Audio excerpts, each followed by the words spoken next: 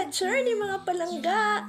Sa videong ito po ay matutunan natin ang 20 aral sa buhay na makakatulong malutas ang karamihan sa ating mga problema. Una, ang pagiging mag-isa ay nagbibigay ng lakas. Tinuturuan ka nitong umasa sa iyong sarili at mas makakausap mo ang Panginoon ng masinsinan. Pangalawa, habang mas nakikilala mo ang sarili mo, mas kaunti ang kailangan mong pag-aproba mula sa iba. Pangatlo, kung hindi ka masaya mag-isa, hindi mo malalaman kung kasama mo isang tao dahil ba sa pagmamahal o takot sa pag-iisa. Pang-apat, lumalaki ang takot kapag wala kang ginagawa, pero lumiliit ito kapag kumilos ka. Panglima, huwag lumingon sa nakaraan dahil hindi ka na patungo roon. Pang-anim, harapin ang iyong mga takot, kung hindi ay sila ang mangunguna sa iyo. Pampito, kapag masyado kang nagtatanong sa maraming tao, mali ang makukuha mong sagot. Naku.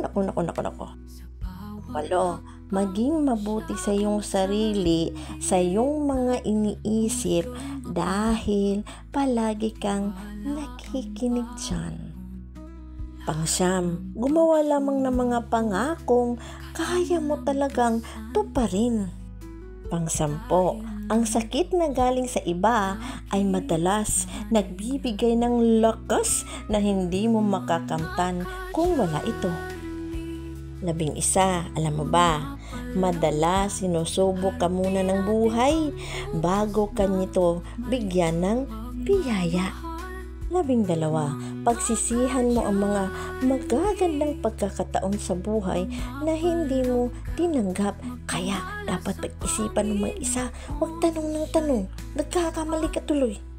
13, ituon ang pansin sa aral, hindi lang sa sakit, dahil yun ang dahilan para ka aasenso. 14, ito ha, ang pagbabagong nais mo ay nakatago sa gawaing palagi mong iniiwasan, kaya mag-isip ka, please. 15, ituon ang pansin sa susunod na hakbang, as in sa susunod na hakbang ha, hindi sa buong hagdanan dahil mahihirapan ka dun. 16, huwag mong ipagsabi ang iyong mga plano, itigil mo yung kachichisis mo, kumilos ka na lang kaya. 17, ang pagkilos ay nagdudulot ng kaliwanagan. Dapat binibigyan ng aksyon kung ano ang iyong pinaplano.